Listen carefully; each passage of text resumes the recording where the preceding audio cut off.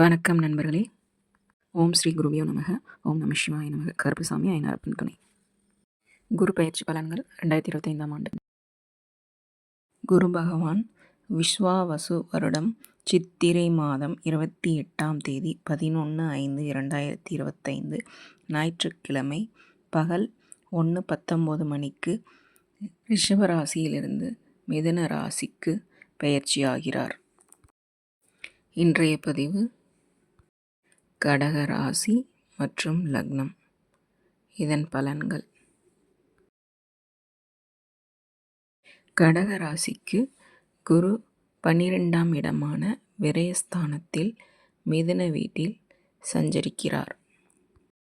இது ஒரு விதத்தில் விரயஸ்தானமாக இருந்தாலும் இவர் அங்கு விரயஸ்தானத்தில் நின்று பார்க்கும் இடமான துலாம் வீடு, தனுசு வீடு, கும்ப வீடு, கடக வீட்டிற்கு 4ஆம் இடம், 6ஆம் இடம், 8ஆம் இடமாக வருவதால் இந்த இடங்களை பலப்படுத்துகிறார்.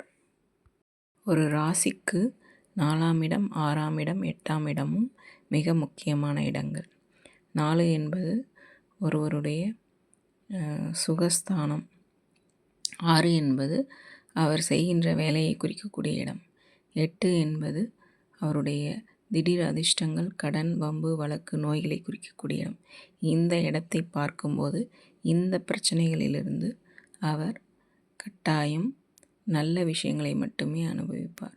வாங்க இதை பற்றின விரிவான வீடியோவை பார்ப்போம். 4ஆம் இடமான துலாம் வீட்டை குரு பார்க்கிறார். 4ஆம் இடம் என்பது தாய், வீடு, வண்டி, வாகனம், சொத்து, சுகம், நிலம் போன்ற முக்கியமான இடங்களை குறிக்கக்கூடிய இடமாகும். தாய் வழி உறவுகளின் மூலம் நன்மை நடைபெறும்.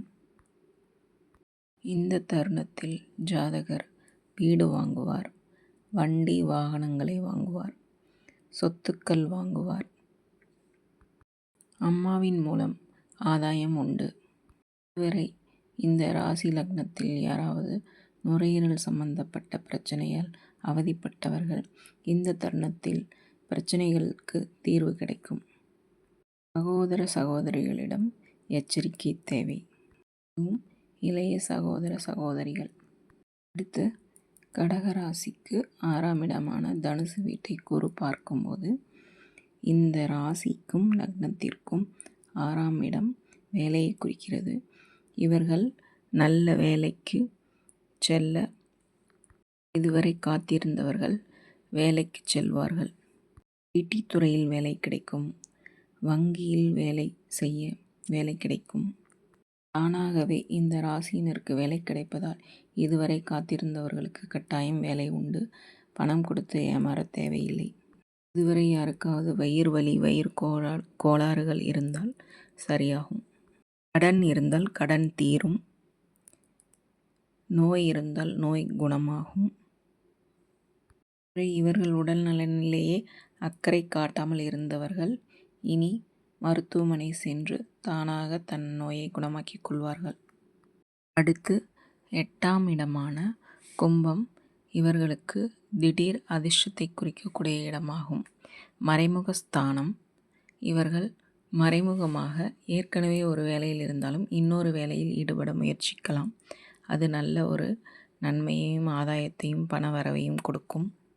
கடினமான வேலை செய்யும் கடகராசியினருக்கு இந்த குரு பயிற்சி ஒரு விதமான நல்ல முன்னேற்றத்தை கொடுக்கும், பண வரவையும் கொடுக்கும். கடகராசியினரின் வாழ்க்கை துணைக்கும் சம்பள உயர்வு, ஊதிய உயர்வு கிடைக்கும். தனவரவு அதிகரிக்கும். குடும்பத்தின் மீது பாசம் அதிகரிக்கும். நல்ல பேச்சு திறமை இருக்கும்.